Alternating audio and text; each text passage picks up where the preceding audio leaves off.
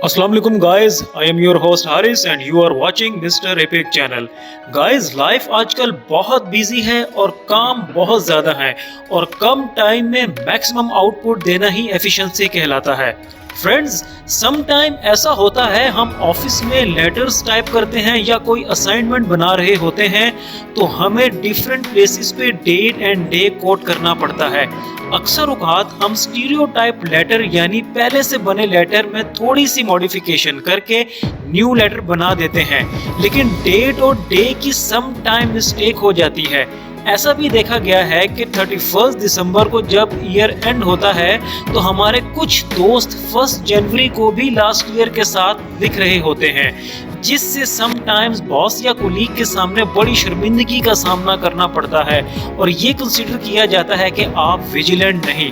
तो friends, no fear, Haris is here. मैं आपको एमएस वर्ड की एक ऐसी ट्रिक एंड टिप बताऊंगा जिससे आपका ये प्रॉब्लम हमेशा के लिए सॉल्व होने वाला है। तो आइए लैपटॉप की स्क्रीन की तरफ चलते हैं। तो फ्रेंड्स, आपको माइक्रोसॉफ्ट वर्ड का इंटरफेस नज़र आ रहा है। अब आपने यहाँ पर ऑटोमेटिकली डेट को इंसर्ट करना है जो आपके लैपटॉप पे या डेस्कटॉप की डेट के साथ सिंक्रोनाइज हो जाए और आगे आप कभी भी कोई डॉक्यूमेंट ओपन करें तो आपको कोई हेजल, कोई मसला ना हो।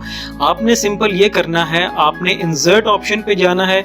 इंसर्ट ऑप्शन पे जाने के बाद यहाँ पर आपको डेट एंड टाइम की एक स्लॉट नज़र आ रही होगी, टैब नज़र आ रहा होगा, उसको आपने क्लिक करना है। क्लिक करने के बाद आपने ये करना है, इसमें आपके पास अवेलेबल फॉर्मेट्स आ रहे होंगे डेट एंड टाइम के।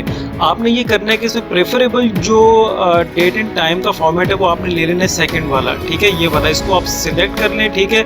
और यहाँ पर आप मैंने अपडेट ऑटोमेटिकली पर ऑलरेडी चेक किया हुआ है, अगर आपके पास चेक ना हो तो इसको ज़रूर चेक कर लें और ओके कर लें।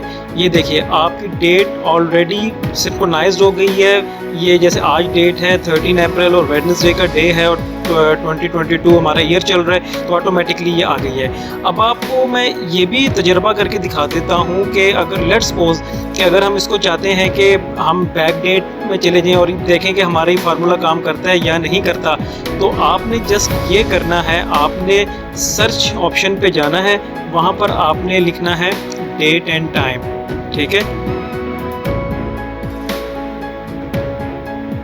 ठीक है, यहाँ पर आपके पास ऑप्शन आएगी change set date and time manually, इसको चेंज करते हैं। यहाँ से आप लेते हैं लेट्स सपोज